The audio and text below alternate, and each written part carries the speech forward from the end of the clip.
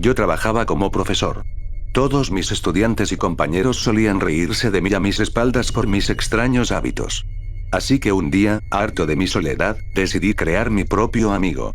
En mi casa, investigué en internet maneras de crear vida, y me topé con una página web de alquimia. Con el tiempo aprendí, y tan solo me hacían falta las cualidades humanas que desease en mi amigo. Decidí aprovecharme de mis estudiantes, ya que no hacían más que meterse conmigo a mis espaldas y no les tenía ningún aprecio. Al día siguiente, al finalizar mi clase, llamé a uno de mis estudiantes, un muchacho llamado Adrián. Les dije a los demás que podían retirarse a sus casas, y en cuanto estuvimos a solas, le ofrecí un vaso de agua en el que había depositado un potente somnífero.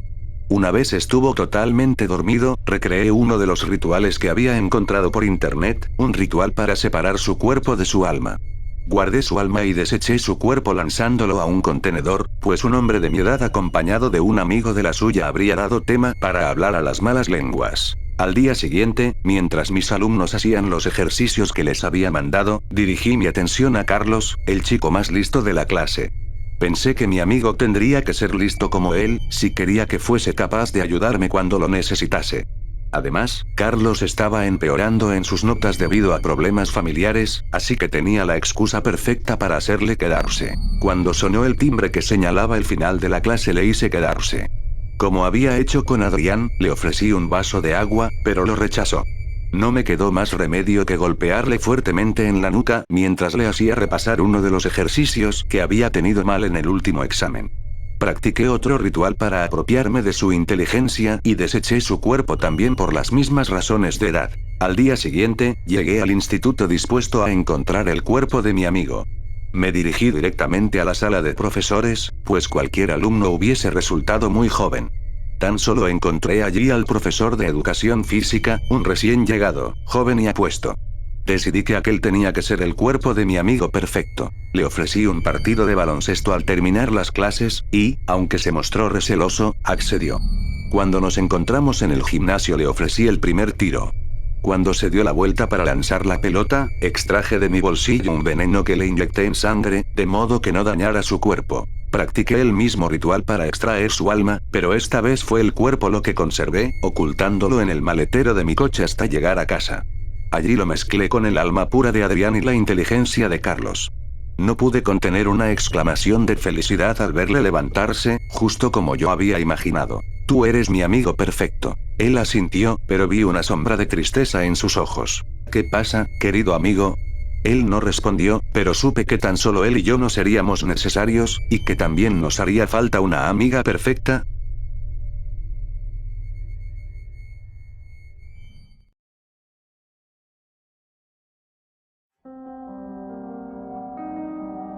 Si quieres perder todo rastro de la realidad, y destruir tu cordura completa, solo tienes que escuchar al reloj. Pero permíteme decirte, esto no será fácil, esto no es algo con lo que debas bromear, es una forma sencilla de perder cada rastro de tu mente justo dentro de los confines de tu mismísimo hogar. Tiene que ser una habitación, puede ser de cualquier uso, pero sin ventana alguna. Puedes empezar a cualquier hora del día, incluso si decides empezar en la noche, este proceso igual durará 24 horas para que lo puedas completar. Cancela cualquier cita que tengas en el día, de ser necesario incluso apaga el teléfono, no debes tener distracción alguna que desvíe tu atención. Asegúrate que sea un día tranquilo, no uno con mucho viento o con truenos.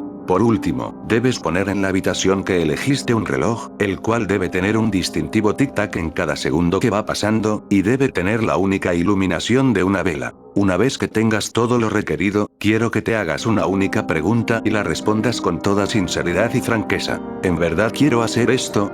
Si la respuesta es afirmativa, entonces espero que Dios, y de ser posible Lucifer, se apiaden de tu alma, porque yo, solo estoy aquí para prepararte para lo que te espera. Y si es negativa, pues estás de suerte, pues aún estás a tiempo de seguir con tu vida normal. Muy bien, déjame darte un poco de información de trasfondo.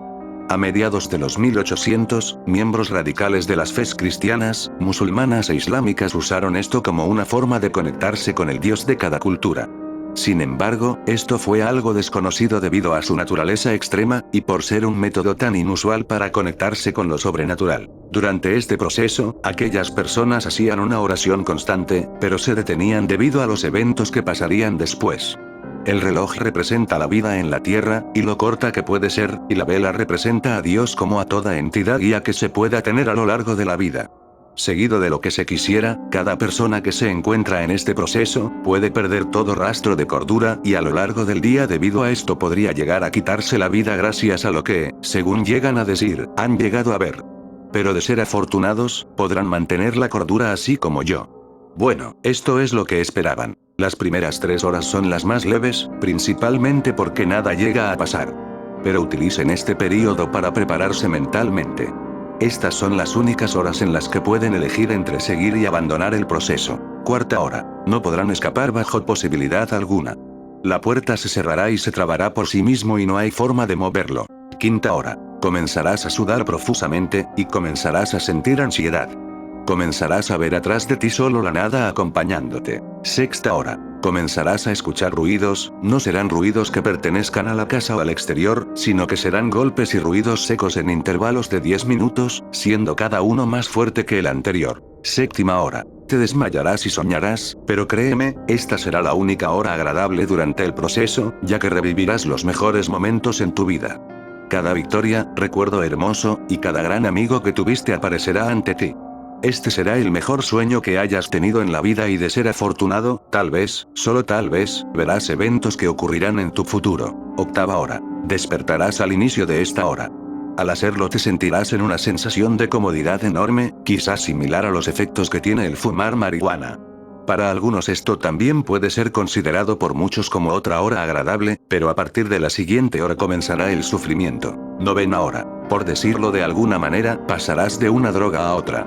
La calma se verá reemplazada por una carga de adrenalina y energía, similar a los efectos de cualquier droga estimulante. Pero, una advertencia, ante todo debes mantenerte en control. Eres impredecible en este estado, y no hay forma de saber ni decir qué es lo que harás en este estado. Décima hora. Con suerte solo tendrás heridas mínimas en el cuerpo por la hora anterior. Ahora comenzarás a volver a la normalidad y las emociones se mitigarán. Pero ahora comenzarás a escuchar gritos que llegan al otro lado de la puerta. Estos pueden variar mucho, siendo tanto de una niña pequeña, como de un hombre adulto entre otros. Estos pasarán cada 6 minutos en esta hora, la cual podría pasar como una eternidad. Décima primera hora. Adiós luz de vela.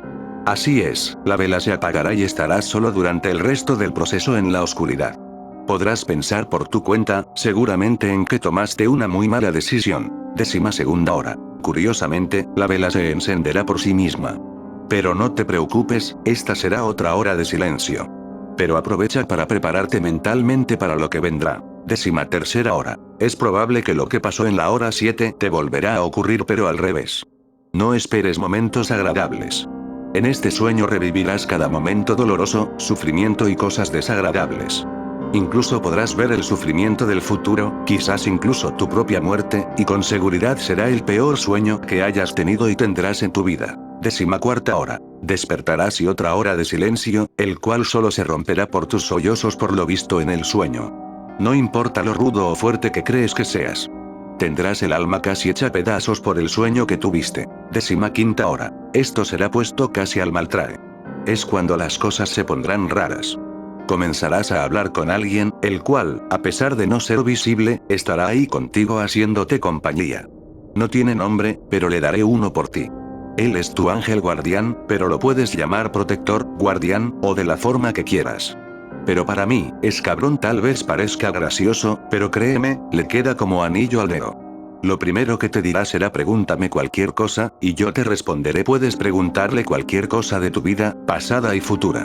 Te responderá, pero con detalles extremadamente gráficos, y te dará las razones de los porqués del pasado que no entendías, sin importar si se trataba de una tragedia o una muerte. Al final de la hora, solo se despedirá y se irá. Décima sexta hora. Hablarás con tus padres, pero estos no estarán presentes físicamente, espero no te moleste. Ahora es tu turno de responder preguntas. Te preguntarán cosas de lo que has hecho en tu vida, y si no respondes a alguna de sus preguntas, te presionarán hasta que no puedas más por una respuesta. Al final, al igual que el cabrón se irán. 17ª hora. Hablarás con el hombre más importante de tu vida. Puede ser tu mejor amigo, tu padre, el lechero, entre otros. Te preguntará cómo y por qué se hicieron amigos. Pero ten en cuenta que no buscará una conversación agradable. Te estará preguntando por tu amistad con él. Buscará todo detalle que le haya molestado. Razonar con él no te funcionará y muy probablemente actuará como tus padres en la hora anterior. 18ª hora. Lo mismo que la hora anterior, solo que esta vez con la mujer más importante de tu vida. 19ª hora. Hablarás con una persona inesperada tú mismo, pero del futuro. Y créeme, esta será la peor conversación que hayas tenido. Te dirá cosas que quieres y que no quieres escuchar de ti mismo, y preguntará cosas que podrás o no responder. Y más temprano que tarde, comenzarás a gritarte a ti mismo, con furia y es probable que la autocompasión sea lo único que sientas en ese momento. 20ª hora. Luego de los eventos de la hora pasada, buscarás toda posibilidad de herirte a ti mismo.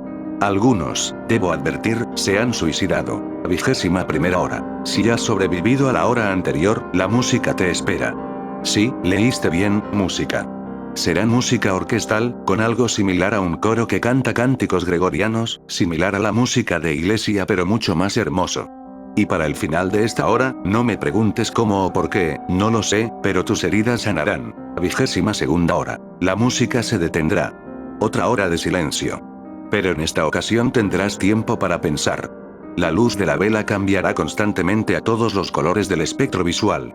Esto es una señal de calma, casi placentero. 23ª hora. Cantarás algo similar al coro anterior, pero no entenderás lo que cantas. Tu voz será lo único que escucharás. 24ª hora. Y por último, la más interesante. Los rumores dicen que hablarás con Dios, pero aquí va todo. Estarás presionado al suelo por una fuerza desconocida, y alguien o algo te preguntará detalles cada 10 minutos. Te preguntará cosas como ¿eres feliz? ¿O te gustaría cambiar? Debes responder, de hecho, sentirás la necesidad de hacerlo. El interrogante sonará como un hombre, pero a la vez como un animal. Casi como el rugido de un león. Su voz es aterradora, pero a la vez agradable. Luego de que esta hora termine, podrás ponerte de pie y la puerta se destrabará. Y si eres afortunado, seguirás cuerdo. Ahora es cosa tuya lo que harás con esta información. Si lo quieres hacer, no te detendré, pero te daré un consejo y advertencia. Hay cosas más allá de los terrenos de la comprensión humana y muchas veces no hay forma de explicar lo sobrenatural. Pero sea lo que sea, al menos sabemos que no estamos solos. Ahora solo recuerda lo que te dije. Si quieres perder todo rastro de la realidad y destruir tu cordura entera, solo escucha al reloj.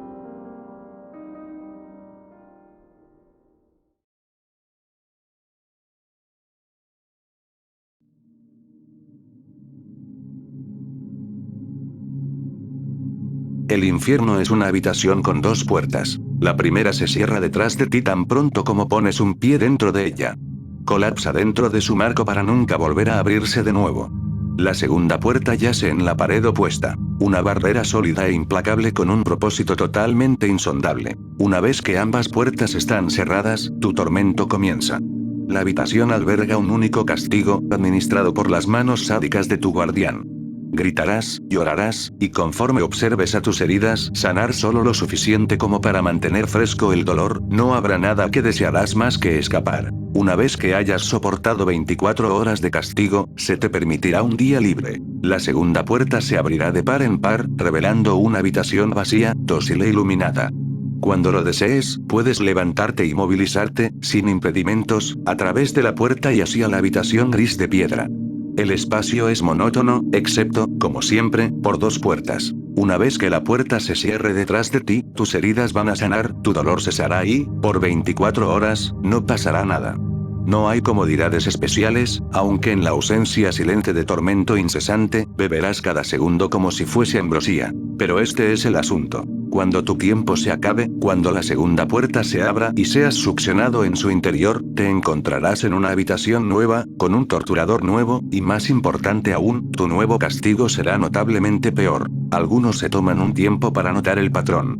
Algunos lo notan de inmediato, pero no pueden resistir el dolor. Atraviesan la puerta al momento en que abre, ansiosos por un día de paz. Es a esas personas a quienes les toca peor.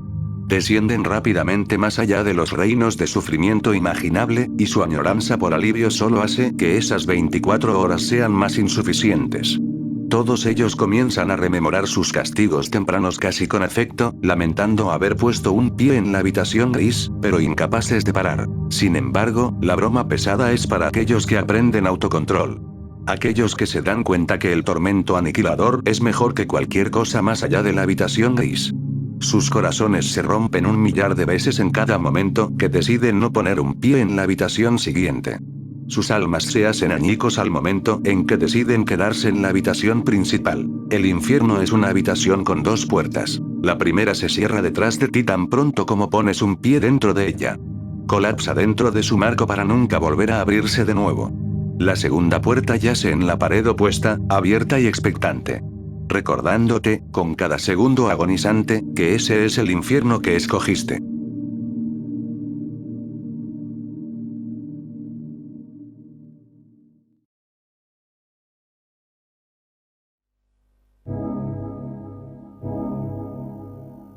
Antes de empezar este ritual hay una serie de requisitos que debes cumplir.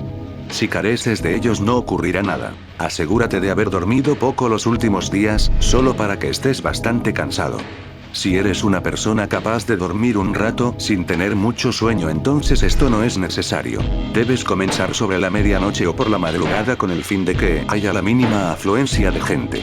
No estoy completamente seguro de si funcionará igual si lo intentas de día estando el lugar vacío, por probar no se pierde nada. Sal de tu lugar de residencia y asegúrate de no llevar absolutamente ningún objeto que pueda servir para comunicarte con el exterior. Dirígete a la estación de metro más cercana, compra un billete, ve a una de las plataformas y espera al tren. Tienes que cerciorarte de que no haya nadie cerca. Si el tren no llega vacío, espera al siguiente. Una vez entres, ve hacia el vagón más alejado de la cabina, siéntate y cierra los ojos. Aquí es cuando se hace necesario lo de estar cansado. Una vez hecho esto, tienes que dormirte. Si no lo haces, no pasará absolutamente nada. El tren terminará su recorrido, las puertas se abrirán y habrás fallado. Tendrás que intentarlo otro día. Cuando te despiertes, verás que el paisaje del exterior de las ventanas habrá cambiado drásticamente. Fuera podrás ver una nebulosa con los colores más bonitos que puedas imaginar y repleta de estrellas, y es posible que notes que el tren se mueve un poco más rápido. No malgastes mucho tiempo descansando y avanza a 3 vagones, de forma que llegues al que debería ser el 4.º vagón. Una vez estés allí verás que, sentado cerca de la puerta, hay un hombre con un traje negro impecable, un maletín en sus rodillas y un sombrero y bufanda que le cubren la cara. Intenta mantener una conversación jovial con él. Háblale del tiempo en tu ciudad, de lo que has hecho durante el día, cualquier cosa excepto hacerle preguntas directas, pues él se lo tomará como una falta de respeto, se levantará y cruzará la puerta. Da igual que intentes seguirle, habrá desaparecido. Te sentirás agotado y no podrás evitar volverte a dormir. Cuando lo hagas, despertarás en el lugar en el que empezaste como si nada hubiera pasado. Ya no puedes volver a intentar el ritual. Al cabo de unos minutos de charla, pregúntale si te puede enseñar el libro. El hombre meterá la mano en su chaqueta y sacará un pequeño libro negro de aspecto viejo sin nada escrito en la portada. Cógelo, siéntate y empieza a leer. En ese libro está lo que siempre quisiste saber. Cualquier cosa que imagines está ahí. Da igual que te resulte imposible de creer al no haber muchas páginas, todo está reflejado ahí. Eres libre de navegar por sus contenidos, pero tienes que estar atento al exterior.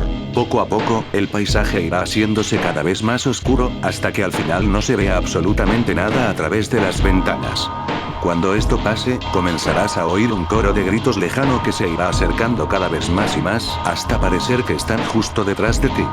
Las luces del tren se apagarán, y da igual lo fuerte o lo rápido que seas, no podrás sobrevivir. Una vez termines de leer, entrégale el libro y dale las gracias. Cuando la figura se haya ido, vuelve al último vagón, siéntate donde empezaste, cierra los ojos y relaja la mente poco a poco, hasta que notes que el tren empiece a ir más despacio. Si lo haces mal tendrás que empezar otra vez y créeme, no te conviene perder tiempo.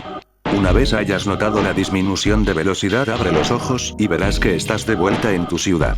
Eres libre de hacer lo que quieras con la información que has aprendido.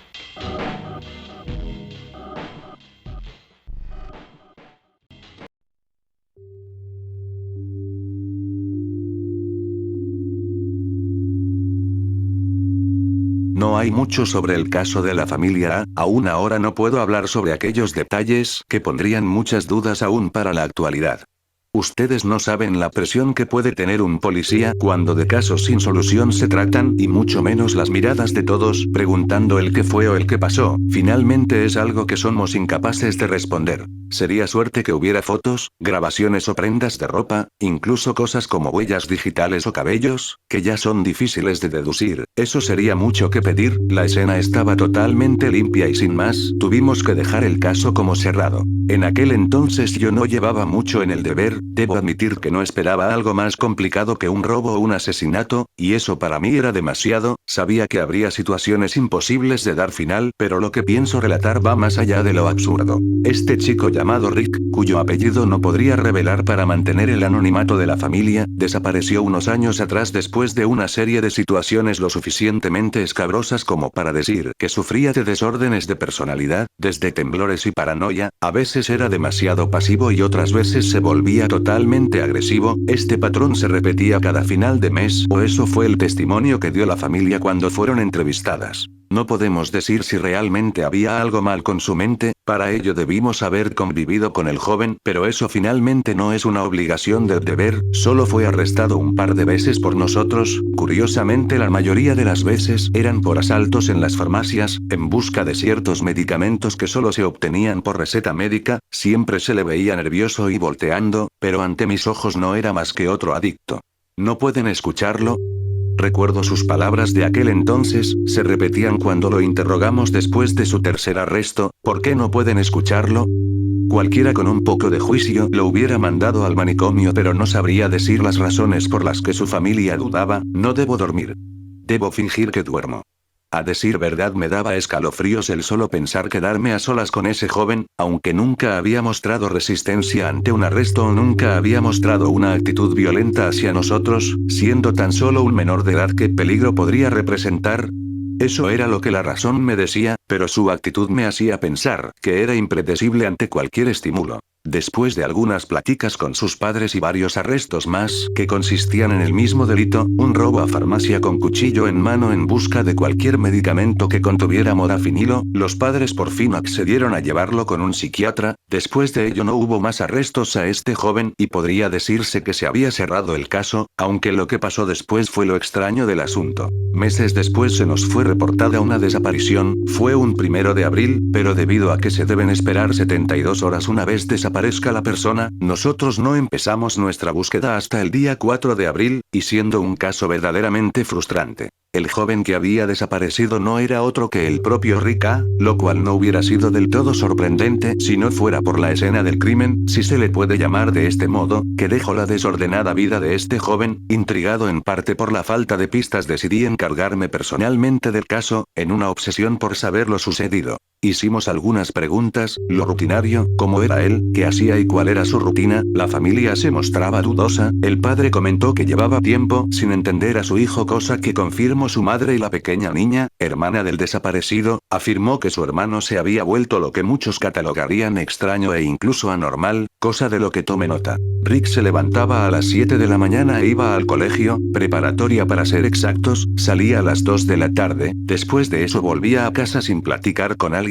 Su familia afirmó que se había vuelto algo antisocial e inclusive arisco con las otras personas, por ello después entraba a su casa, su padre y madre estarían en el trabajo, por lo que él llegaría a buscar algo de comida y estar un rato con su hermana pequeña, después él se encerraría en su cuarto y no saldría hasta el día siguiente. Se afirmó que su actitud extraña empezó hace más de un año, antes siendo él un joven normal, que era parte de un grupo social y salía más seguido, pero algún evento se presentó por los meses de enero y febrero del año pasado que hizo que él cambiara su personalidad abruptamente, empezando a aislarse y a dormir temprano, volviéndose sumamente sospechoso cada final de mes, por lo que decían, había un patrón. Después de un mes de investigar, los testimonios nos llevaban a nada. Habíamos inspeccionado su cuarto de pies a cabeza, era claro que posiblemente pudiera ser un adicto debido a todo lo mencionado con anterioridad, pero no había un desorden de pistas o un testimonio claro de que tuviera una adicción. Al contrario, la familia afirmó que su hijo era sano, solo que, como ya habían testifica, al final de cada mes su comportamiento sospechoso era referente al miedo de dormir solo.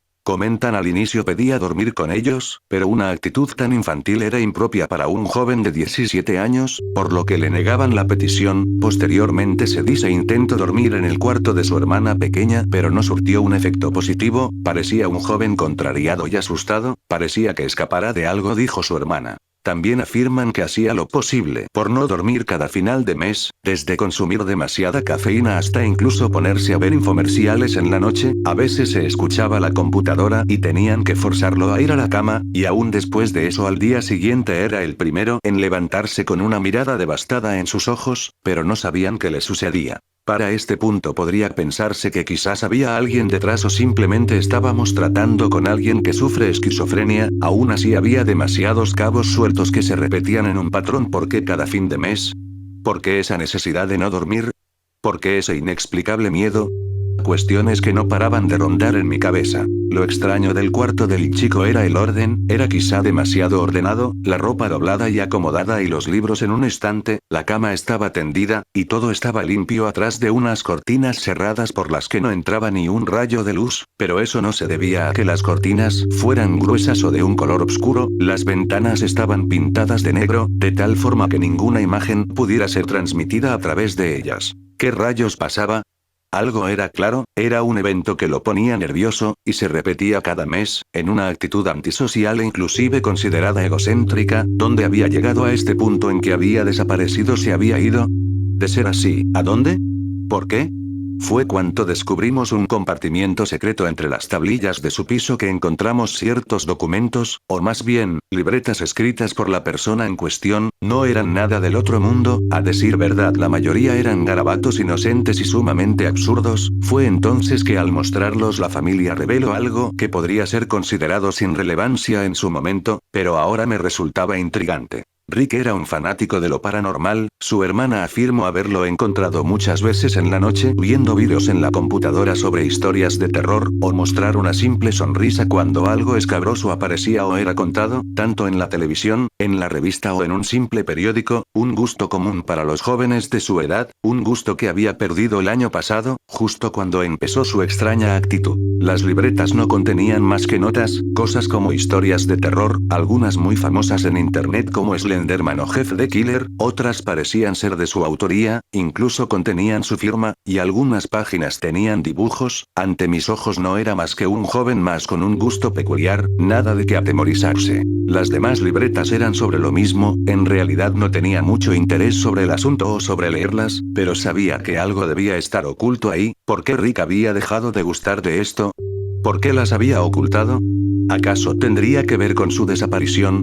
Pensando sobre ello decidí llevarme el material a casa y empezar a leer página por página de toda esa recopilación de historias de terror, aunque no sabría bien qué sería lo que encontraría. Repito que no tenía ningún interés, por lo que esto se me mostró como algo tedioso. Leí cada historia que me fue posible, sin sentir ninguna emoción, pasé página por página tratando incluso de ver si había un patrón de letras, como un mensaje oculto, aunque eso sería ser demasiado paranoico o esperar alguna escena de tipo película en la que el detective encuentra un misterio digno de terror, pero lamento informar no fue así. Parecía que Rick clasificaba cada anécdota por libreta, una era exclusiva de historias de entes o seres sobrenaturales, otra daba lugar a investigaciones no concluidas sobre lugares que podrían considerarse malditos, otra era referente a objetos y otra era sobre sus experiencias. Esta última libreta no tenía ninguna peculiaridad, tenía muy pocas páginas y escribía sobre lo que él había considerado extraño, excitante y paranormal, aunque no como un diario, no contenía fechas ni orden, y la forma en que estaba redactada daba la idea más bien de que él no era más que un simple espectador. Entonces uno pensaría que no había nada extraño, pero algunas páginas me llamaban la atención, decían pruebas y ponían un título, así entre paréntesis ponía qué libreta abrir y qué buscar.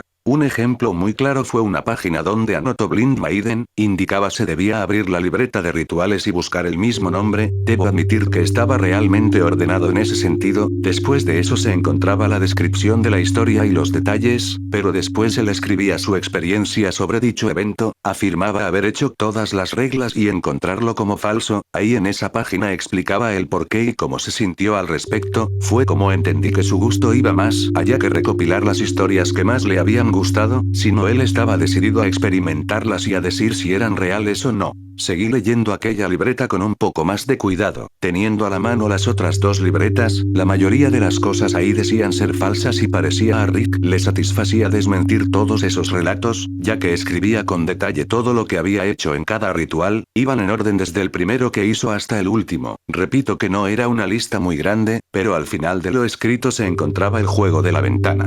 No me llamó mucho la atención el título, pero la palabra ventana era una palabra clave en mi investigación. Después de ver lo que estaba en su cuarto, pintada de negro, uno no evitaría preguntarse por qué.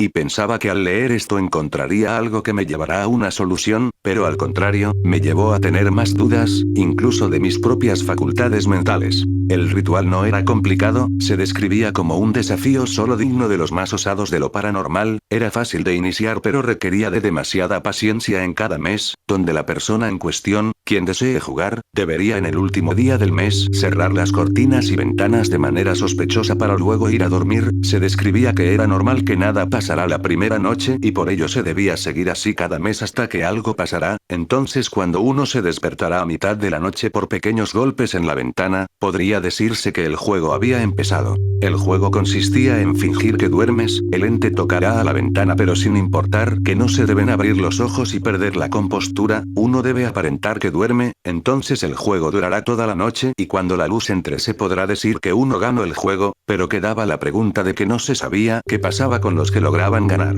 Cuando leí todo esto, complementando con la descripción del joven, las piezas empezaban a embonar en el caso, desde la ventana, la actitud de final de cada mes e inclusive su tendencia a no dormir, todo encajaba con este extraño relato. Aún así se me hacía demasiado ridículo como para decir que había encontrado la mayor pista de todas, aún así no negaba las coincidencias. Nuevamente en la libreta se relataba su experiencia, donde afirmaba que de no funcionar en menos de 12 meses dejaría de intentar, así narraba lo aburrido que era. Llego a escribir el mes y poner a su lado las palabras sin novedad, al final aparecía el mes de febrero, lo escrito al lado no era nada anormal, a no ser que la letra se veía viciada, como si al escribir él hubiera sufrido algún tipo de temblor o problemas para sostener la pluma, decía Fallé, fue todo lo que se obtuvo de esa libreta, después de eso no hubo nada más escrito. Después de eso, menciona lo encontrado a la familia, los padres se mostraron escépticos y no los culpaba, ni yo sabía que estaba intentando decirles, aún así la hermana del susodicho se mostró interesada, quizás por la edad, supongo que para gente tan joven esto es una novedad, un caso muy claro Rick. La chiquilla montó ciertas preguntas sobre lo que escribió su hermano, no le di mucho detalle, puesto no había mucho que comentar, pero comenté a ella y a sus padres sobre su experiencia escrita sobre el juego de la ventana, tratando de aclarar si esto no podría representar algún indicio de desorden mental en su hijo. Debo admitir que desaté la furia de los padres. Aún así la hermana comentó que su hermano solía murmurar sobre ruidos que escuchaba y ella preguntaba si los podía escuchar, afirmó que se sentía asustada sobre el asunto pero no había mucho que hacer, asimismo recordé su cuerpo temblando cuando lo interrogamos hace tiempo y las preguntas que hacía, en su momento podría pensar que trataba con algún tipo de loco, y cada vez me sentía más seguro sobre ello. Lamentablemente llevaba casi un año investigando del caso, sin ningún avance, al final se tuvo que dar por cerrado, nunca se supo que fue de Rika, nunca fue encontrado un cuerpo o alguien que le reconociera, hubo afirmaciones de que nunca se le vio salir de la casa, ni siquiera por las ventanas, solo estaban esas libretas y esas historias, nada que decir. Concluía la familia que su hijo sufría de esquizofrenia a causa de las cantidades de historias que leía y de las cuales poco a poco su mente empezó a formar parte. Les argumenté que eso posiblemente se desató en su momento a un tope de locura que hizo que escapara, lo cual es algo que no podría responder. En el exterior donde fue buscado nunca se encontró pista alguna, y no había personas cercanas a las que preguntar. Rick no tenía a nadie cercano, eso y más argumenté antes de meter todos estos documentos al archivo, y fue ahí donde quedó sepultado el caso Rick. Han pasado algunos años desde eso, y yo lo había olvidado como un caso extraño, ya no tenía mucho interés de saber la verdad, hasta yo como policía sabía que había cosas donde uno nunca debía meter sus narices porque las respuestas nunca serían claras, así que decidí continuar mi vida. Pero hace unos días, antier, tuve que reabrir para mí mismo estos archivos, un compañero del trabajo ha quedado a cargo de un extraño caso, no me sorprendería y por lo general no me interpondría a no ser que es la familia a quien está involucrada, el caso es la desaparición de su hija Marga, la hermana menor de Rick. Un nuevo caso se ha abierto, llevando el nombre de la joven, las situaciones son las mismas y por lo que sé los padres están completamente devastados, la única pista es una nota que dice nunca más, el juego de la ventana nunca acabará.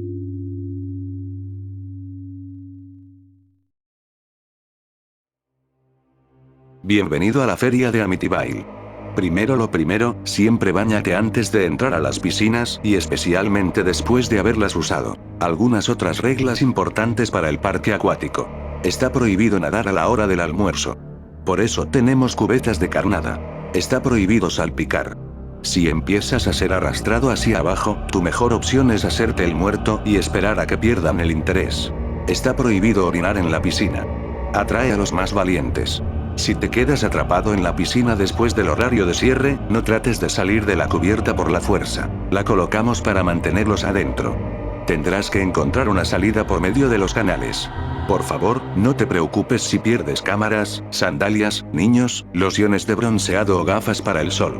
Se venden reemplazos en la tienda de regalos. La piscina de olas fue diseñada específicamente para distorsionar cualquier imagen en el fondo de la piscina. Así que, por favor, no bucees hasta abajo. Incluso si puedes contener tu respiración lo suficiente como para llegar tan lejos, no te gustará lo que verás. Si ingieres agua de piscina accidentalmente, no te preocupes. No vayas a casa ni a un hospital. Contamos con un centro de primeros auxilios en las instalaciones. Recibirás tu tratamiento ahí. Si escuchas pies deslizándose por el área sombreada de la piscina infantil, evacúa la zona con calma y sin demora. No son niños. Por favor, resiste el impulso de pasar tus manos por el agua cuando estés cabalgando el río perezoso. Está absolutamente prohibida la entrada de mujeres embarazadas o infantes a las piscinas en cualquier momento dado. Hemos visto lo que pasa cuando uno es pez puro es infectado. Estamos conscientes de las fugas por la ranura en el fondo de la piscina honda. No investigues la ranura, es mucho más grande de lo que parece. Aléjate del tobogán gris en el extremo lejano del parque. La compañía que se encargó de la construcción de nuestras atracciones construyó todas menos esa.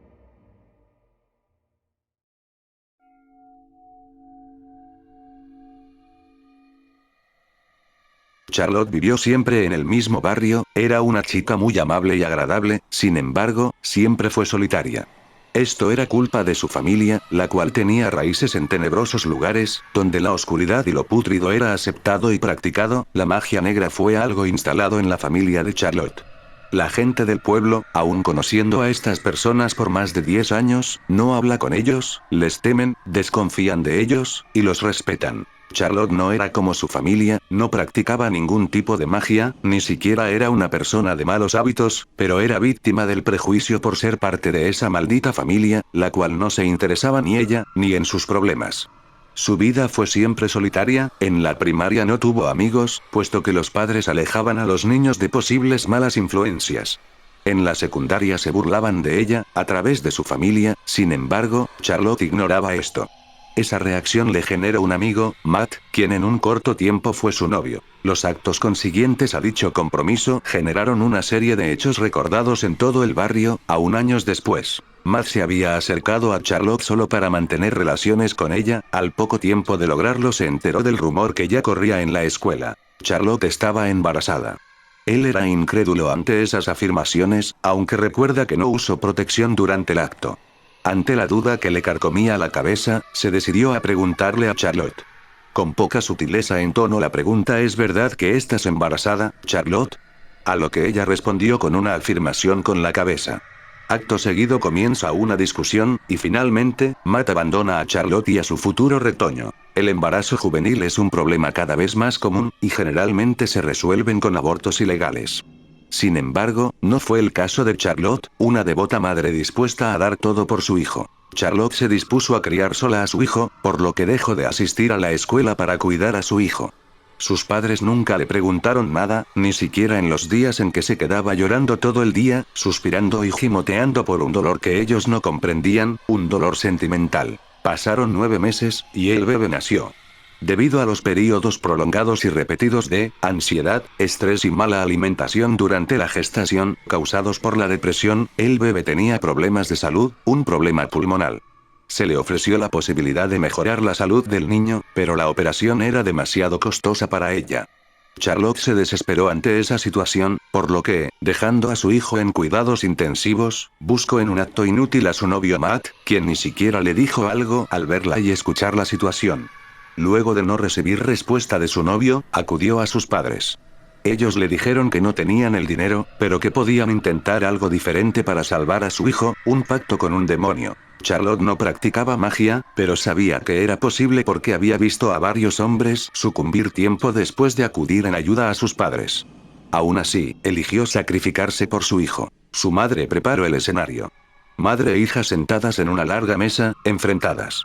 Alrededor de ellas velas negras encendidas y ardiendo, que se van consumiendo por las llamas casi mágicas. Antes de comenzar el ritual, la madre le advierte que el pacto será con un demonio de nivel medio, Orgale, por lo que posiblemente su hijo sufra algunos encuentros en el futuro, pero no tendrá problemas de salud. Charlotte asiente con la cabeza y se prosigue el ritual. La madre pide que cuando comience a recitar las palabras del oscuro y misterioso libro que sostenía entre sus manos, ella comience a recordar cosas negativas, que libere su odio y rencor, para así aumentar las posibilidades de poder invocar a este demonio. Pocos segundos después de este pedido, la mujer comienza a recitar algunas palabras en lo que parecía ser latín, mientras que Charlotte recordaba el abandono de su novio, las burlas en la escuela, la soledad eterna de su vida, la enfermedad de su hijo, todas las malas experiencias de su miserable existencia. La mujer termina de recitar palabras en latín con un fuerte grito final, justo en ese momento las velas comienzan a apagarse una por una, como si un poder espectral lo hiciera. Al quedar la sala en completa oscuridad, y solo en ese momento, se escucha una voz raspada y grave, la cual apenas se entendía alguna palabra, de las cuales parecía decir que no quería el alma de Charlotte, sino una parte de su hijo, la cual reclamaría en el quinto solsticio. Ella aceptó, solo por salvar a su hijo de una muerte horrible como lo era la que estaba destinado. Luego de la tímida confirmación dada por Charlotte, se escucharon pasos fuertes y rápidos alejándose hacia la ventana. La madre, luego de algunos minutos, indicó que ya había terminado y encendió las luces. Charlotte estaba algo asustada, su madre no se inmutaba. Mostrando un poco de humanidad, acarició la cabeza de su hija y le dijo que todo mejoraría a partir de ese momento. Luego de concretar el pacto y calmar sus nervios, regresó al hospital a hacerle compañía a su hijo. Al preguntar por él, le dijeron alegremente que había tenido una mejora y que probablemente no necesitaría la operación, aún así, no le aseguraron nada. Charlotte estaba convencida de que era consecuencia del pacto, lo que la alegró, pero a la vez la preocupó por lo que el demonio había dicho. El niño se veía igual, pero ¿qué le pasara? Se preguntaba ella mientras dormía al lado de su amado retoño. Finalmente, el niño fue dado de alta, milagrosamente días después. Charlotte lo llevó a la casa de sus padres y lo crió. Hasta los 4 años fue un niño normal, pero al cumplir 5 años de vida, el niño comenzó a tener extrañas manchas en su rostro, en los ojos, boca y nariz. Inexplicables para todos los médicos que lo analizaban. Se multiplicaron y crecieron rápidamente, en 3 meses, las pequeñas manchas en sus ojos se habían vuelto negros relieves alrededor de sus ojos, los cuales se habían posicionado de manera desagradable y poco funcional para la visión. La mancha que repasaba sutilmente su boca, había manchado los labios de un negro oscuro. Sus pocos dientes se deformaron completamente, volviéndose casi colmillos en su totalidad.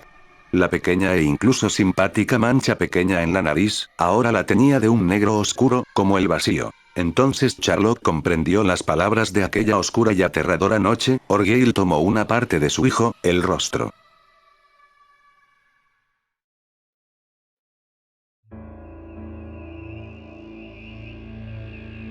¿Te gustaría intentar algo nuevo y sin riesgo de ser poseído o perseguido por los entes del más allá? Primero que nada, compra una radio reloj digital antiguo. No sé si hoy día sean difíciles de conseguir, pero es de esos que son rectangulares, negros y tienen un perno a un lado para girar e ir sintonizando las señales de radio. La ventaja de los radios antiguos es que, por lo mismo, están en las mejores condiciones de recibir todo tipo de señales. Ese es el principal motivo por el cual muchos investigadores, a pesar de las tecnologías de hoy en día, siempre tienen a mano un aparato de los que nuestros abuelitos siempre estaban orgullosos. No contaban con nada que limpiara interferencias u otras señales, por ende, siempre eran perfectos para captar cualquier extra que se les cruzase al aire. De todas maneras, una vez teniendo en nuestras manos nuestros radios y este día, puedes ponerte a buscar tu estación favorita y pasarte el día en ello. No hay nada que puedas hacer a horas tempranas, no me preguntes por qué todo ocurre de noche, no tiene que ver con brujería o mitos o leyendas, simplemente pasa en las noches sí o sí. Solo los espíritus sabrán por qué, pero lo que a nosotros nos interesa ahora, es escucharlos. Oír sus conversaciones, saber si hablan de nosotros o percibir qué podrían estar pensando si están lo suficientemente cerca. Mi recomendación es hacerlo a la 1 de la madrugada o a las 2. ¿Por qué no a las 12? Porque a las 12 todavía hay mucha gente despierta, sobre todo hoy en día que las luces aún están activas hasta bien entrada la noche. Mientras más tarde, mejor, no tienen que ser las 3:30 ni ninguna de esas tonterías.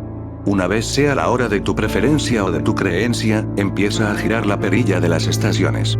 Muy despacio. Esto es importante porque es casi de cálculo milimétrico para encontrar la estación que estamos buscando. En el caso de los países latinoamericanos, hay que buscar hasta encontrar en un tono muy apenas audible un programa de radio que sea en inglés. Hay que poner atención, porque no estoy hablando de las estaciones de radio de nuestros países con programas en inglés. No, estoy hablando de un programa de radio que pertenece a Estados Unidos. ¿Cómo lo sabrás en su momento? Todos los locutores hablan en inglés muy marcado y hablarán de ciudades y estados americanos. En caso de los españoles, busquen una estación de Alemania, de Gran Bretaña, o de otras similares. Para los que leen esto y son de Estados Unidos u otros países que no hablen español, pues lo contrario, busquen hasta escuchar una estación española o latinoamericana. Puede que tardes un buen rato en encontrarla, como dije antes, hay que ser muy cuidadoso al ir moviendo el sintonizador, pero, tarde o temprano, la encontrarás. Te producirá una sensación de inquietud y extrañeza ya que, por obviedad, estés donde estés, no deberías poder sintonizar aquellas señales, pero, de todas formas, ahí está. El siguiente paso, es simplemente irte a la cama dejando la radio encendida en aquella estación en especial, luces apagadas, a lo mucho, alguna luz de noche tenue, de esas que lejos de quitarle la calma a la noche la acentúan. Trata de relajarte. Ponte a pensar en otras cosas, pero, principalmente, no te quedes dormido. No quieres que todos digan que estabas soñando despierto al final de cuentas, ¿cierto? Además, si estás haciendo esto es porque quieres escuchar lo que vendrá a continuación. Puede tardar una hora, un poco más, un poco menos. Yo a veces me pongo a jugar a mi Nintendo DS en mudo para pasar el tiempo, pero en algún punto en esta vigilia, notarás que la estación ha dejado de pasar música en inglés o que los locutores dejaron de hablar. En su lugar, escucharás algunas voces que hablan muy rápido o muy bajo. Cambiarán cada cierto minuto, puede ser una conversación entre dos personas, una mujer hablando en voz alta de lo que siente, un extranjero tratando de localizar un pueblo o a una persona. Si has logrado comenzar a escuchar estas voces, felicidades. Estás escuchando a los espíritus que rondan alrededor tuyo, de tu casa o de tu vecindario. Ellos no saben que los escuchas ya que, a diferencia de cuando lo hacen los investigadores, tú no estás sentado enfrente del radio, tratando de sintonizar las voces o usando aparatos ultramodernos para captarlos. Debido a la antigüedad de los aparatos y que estos captan las ondas de los espectros cuando ellos se sincronizan casi accidentalmente con los aparatos, no pueden percibir que les estás oyendo. Dependiendo de la intensidad de las voces o de la claridad de estas es que tan cerca de ti se encuentran. No te asustes si les escuchas casi en tu habitación. Como dije antes, ellos no saben que estás al pendiente de ellos ni que estás escuchando todo lo que platican. Tampoco corres riesgo de que digan cosas en tu contra, como ocurre con aquellos que se dedican a grabarlos.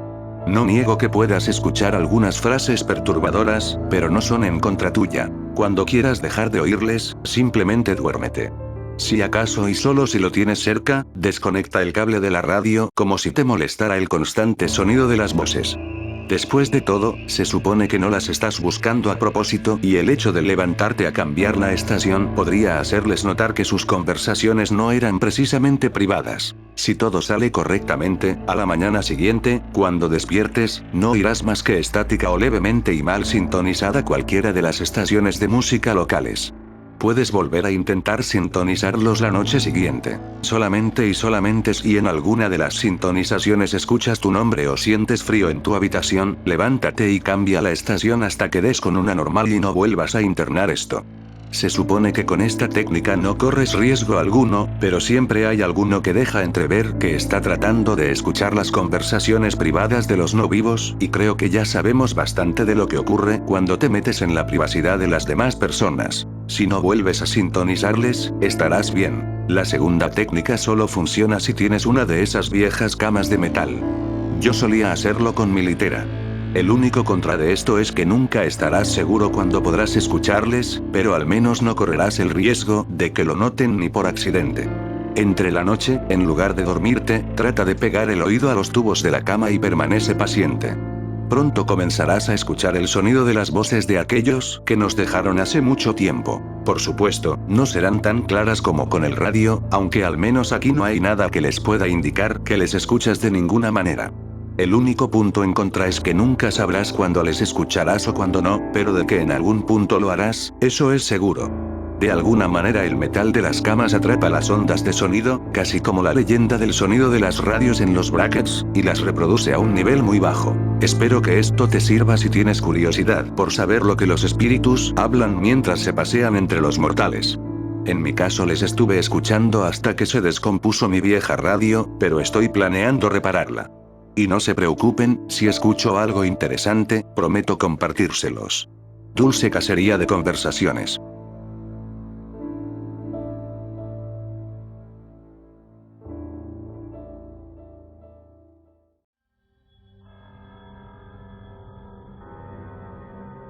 No te daré un trasfondo extenso, porque no importa. Básicamente, mi papá obtuvo el trabajo en la planta nuclear de Chernóbil a través de un antiguo compañero de clases que trabajaba en algún tipo de puesto de nivel medio en el Partido Comunista.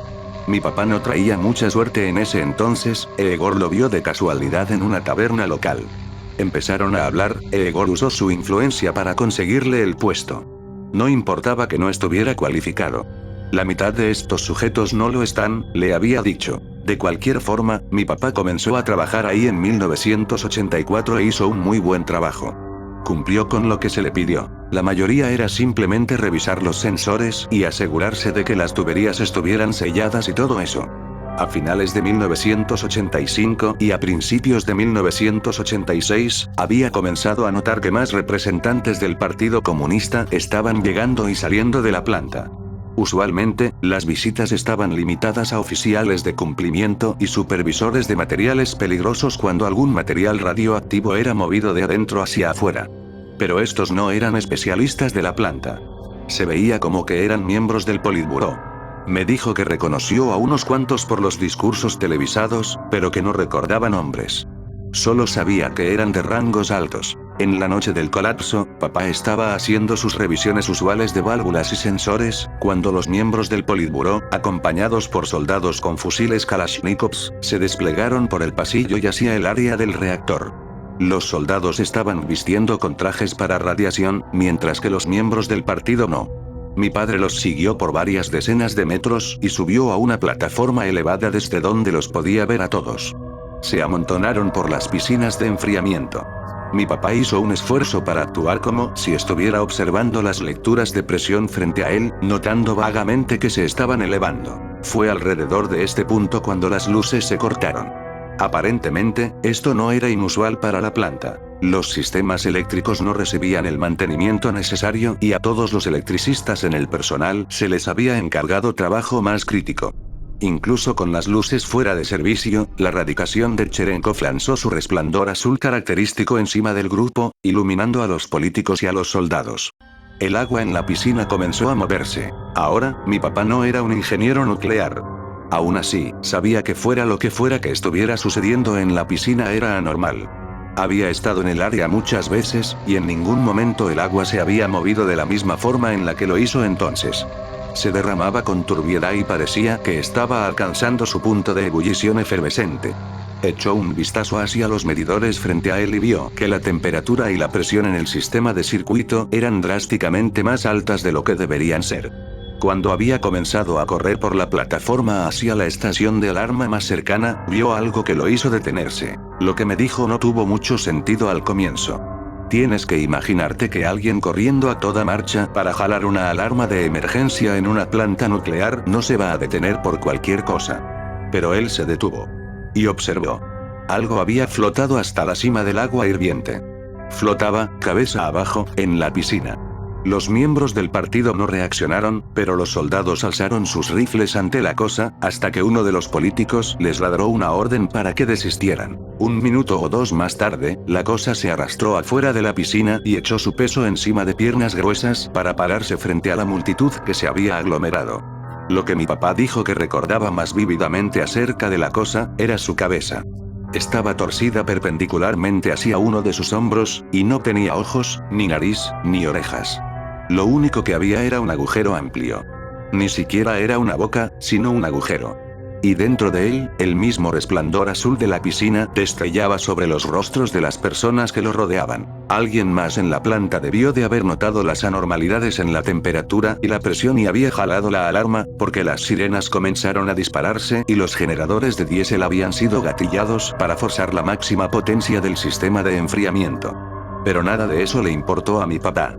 Dijo que la cosa se acercó a los soldados, uno por uno, y, sin que ellos opusieran ningún tipo de resistencia, presionaba el agujero en su rostro contra la parte superior de sus cabezas, y se empezaron a disolver. Primero se derritieron sus trajes, luego su piel se comenzó a ampollar y carbonizar. La cosa gigantesca empujaba sus fauces hasta que casi alcanzaba sus piernas, las cuales se caían al suelo en la forma de una pila de fuego llameante. Luego hizo lo mismo con los politburos reunidos. Con todos excepto uno. Ella permaneció de pie en medio de los escombros de piernas, caderas y entrepiernas humeantes, y miró fijamente a la atrocidad. Luego, le gritó. Es algo que mi papá dijo que se ha repetido a sí mismo cada día desde entonces. Derrama sal en la tierra.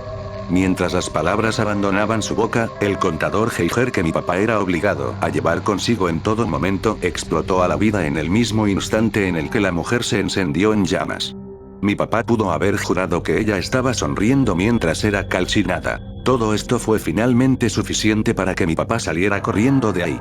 Él sabía que había estado expuesto a la radiación gravemente, pero encontró consuelo en el hecho de que los tics de su contador se ralentizaron rápidamente mientras abandonaba el área de la piscina. Justo antes de que saliera de la habitación, le dio un último vistazo a la cosa. Se había comenzado a derretir. Tan pronto como su cuerpo comenzó a colarse a través de las rejillas de metal, el agua debajo hizo erupción en la forma de una masa de vapor sobrecalentada. El resto del colapso aconteció más o menos de la misma forma en la que fue reportado al final. Mi papá fue capaz de salir antes de la explosión principal.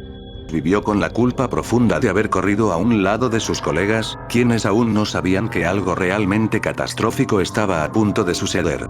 Él creyó que su cáncer de tiroides era el castigo por su indiferencia hacia ellos durante el escape. La fotografía icónica de la pata de elefante radioactiva en el sótano de la planta de poder permaneció, enmarcada, en su vestidor por el resto de su vida. A medida que me contaba esta historia, me confesó que la mantuvo para recordarse a sí mismo las implicaciones de las palabras de aquella política antes de que fuera devorada por las llamas. Esa cosa hará que el área a su alrededor sea inhabitable por 100 años, suspiró. Y se está colando a través del suelo incluso hasta el día de hoy. Si toca aguas subterráneas, explotará como una bomba casera y hará que el desastre del 86 se vea como fuegos artificiales. Rusia, Europa, África del Norte. Todo será irradiado.